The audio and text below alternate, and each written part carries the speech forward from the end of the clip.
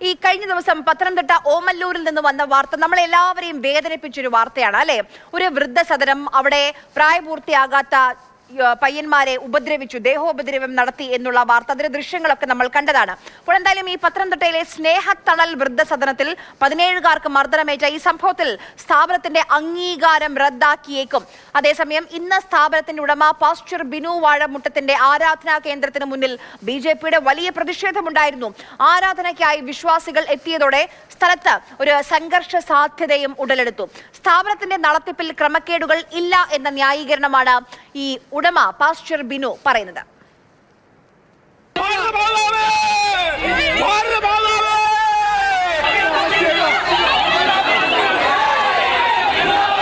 നാടകീയമായിട്ടുള്ള രംഗങ്ങളാണ് പ്രാർത്ഥനാലയം സ്ഥിതി ചെയ്യുന്ന ഓമല്ലൂരിലെ ഓഡിറ്റോറിയത്തിന് മുന്നിൽ ഇന്ന് രാവിലെ ഉണ്ടായത്.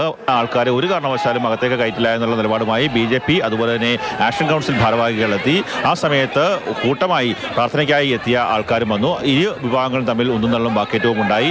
അതിനുശേഷം പോലീസ് ഇടപെട്ടിട്ട് ഒരു കാരണവശാലും പ്രാർത്ഥനയ്ക്കായി എത്തിയ ആൾക്കാരെ ഇവിടെ നിന്ന് തിരിച്ചയക്കാൻ സാധിക്കില്ല, പ്രാർത്ഥനയ്ക്കുള്ള അവസരം നൽകണമെന്ന് ഈ സമരക്കാരെ അവിടെ പറഞ്ഞു. അതിന്റെ അടിസ്ഥാനത്തിൽ പിന്നീട് പോലീസ് ഇടപെട്ടാണ് ഈ പ്രാർത്ഥനയ്ക്കായി വന്ന ആൾക്കാരെ ഈ വഴിയിലൂടെ അകത്തേക്ക് കയറ്റിവിട്ടത്.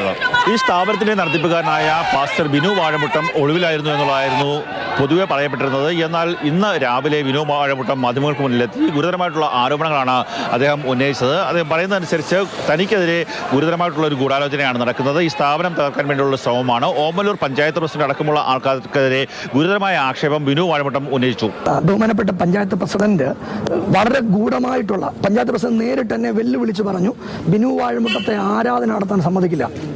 പഞ്ചായത്ത് പ്രസിഡന്റ് ബഹുമാനപ്പെട്ട ആതിര മാഡം എന്നോട് കൃത്യമായി പറഞ്ഞു, നിങ്ങളെ ഇവിടെ ആരാധിക്കാൻ സമ്മതിക്കില്ല. ഇതാണ് അവരുടെ ഗൂഢമായ തന്ത്രം. ബിനു വാഴമുട്ടത്തിന്റെ ഈ ആരോപണത്തിന് മറുപടിയുമായി ഓമല്ലൂർ പഞ്ചായത്ത് പ്രസിഡന്റും അതുപോലെ തന്നെ ആക്ഷൻ കൗൺസിൽ ഭാരവാഹികളും രംഗത്തെത്തി. ബിനു വാഴമുട്ടം പറയുന്നത് മൊത്തം കളവാണ്.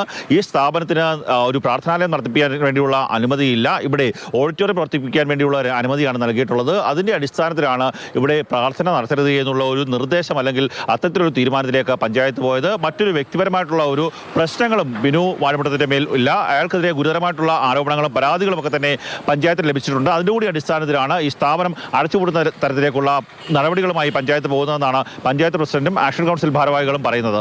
ഇദ്ദേഹത്തിനെതിരെ ആദ്യം കേസ് കൊടുക്കുന്നത് ഈ ആക്ഷൻ കൗൺസിലാണ്. ഈ ആക്ഷൻ കൗൺസിലിൻ്റെ കേസിൻ്റെ പേരിലാണ് പഞ്ചായത്ത് ഇവനെക്കുറിച്ച് പഠിക്കാനും ഇവൻ എന്താണ് ചെയ്യുന്നത്, എന്താണ് ഇവരുടെ പ്രവർത്തനം എന്നതിനെക്കുറിച്ചൊക്കെ മനസ്സിലാക്കാനും പഞ്ചായത്ത് ശ്രമിച്ചത്. അതിൻ്റെ ഒരു ഭാഗം നടന്നുകൊണ്ടിരിക്കുമ്പോഴാണ് ഇങ്ങനെ ഒരു സംഭവം ഇവിടെ നടക്കുന്നത്.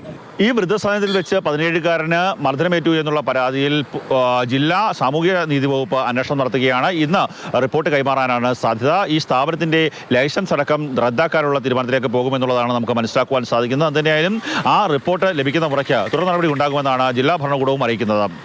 ക്യാമറമാൻ സുധീഷ് തിരുവല്ലയ്ക്കൊപ്പം കണ്ണൻ നായർ, മാതൃഭൂമി ന്യൂസ്, പത്തനംതിട്ട.